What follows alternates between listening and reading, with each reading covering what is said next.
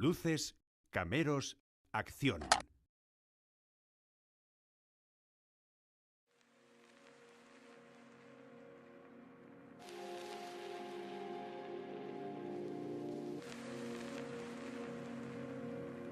Durant l'hiver 2024, rien n'avertit les habitants de la planète Terre de ce qui était sur le point d'arriver.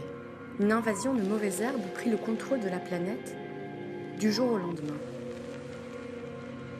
Il s'agissait de ces mêmes plantes que nous combattions depuis des années à l'aide de produits chimiques issus du pétrole, et cette bataille allait être la dernière.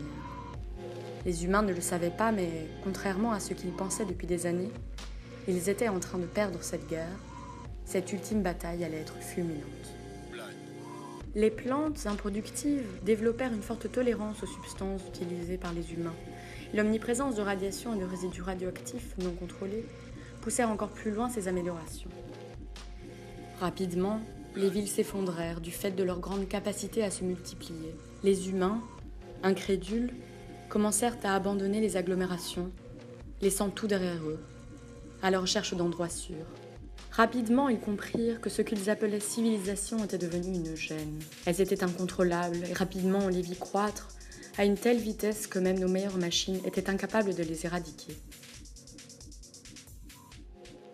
Elles n'avaient pas besoin d'être vénéneuses, elles prirent aussitôt le contrôle des cultures destinées à la consommation et ajoutèrent à la terre la dernière pointe d'acidification qui lui manquait pour être infertile. Rapidement, la race humaine devint une masse errante, incrédule. Plus que le désespoir, ce que l'on sentait dans les derniers trains qui pouvaient se frayer un chemin à travers les tunnels de plantes, dans la chanson que l'on entendait dans les dernières zones sécurisées où les errants campaient, c'était un parfum de résignation. Les lumières s'étaient éteintes, et à cet instant, tous ne voyaient clairement qu'une seule chose, la porte de sortie.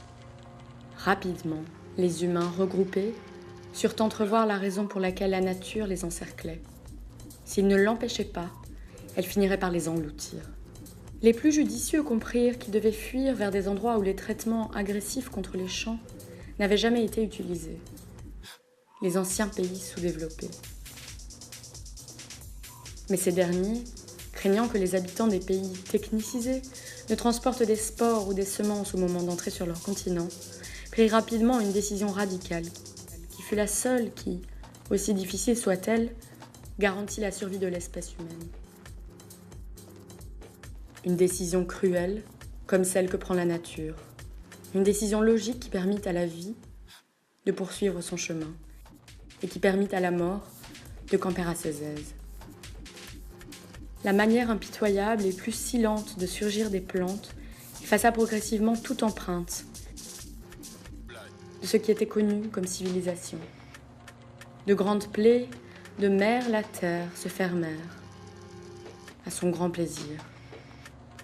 Seuls survécurent dans son sein ceux qui surent toujours écouter sa voix, sentir ses caresses, ceux qui furent également capables de rendre la vie donnée en échange de rien.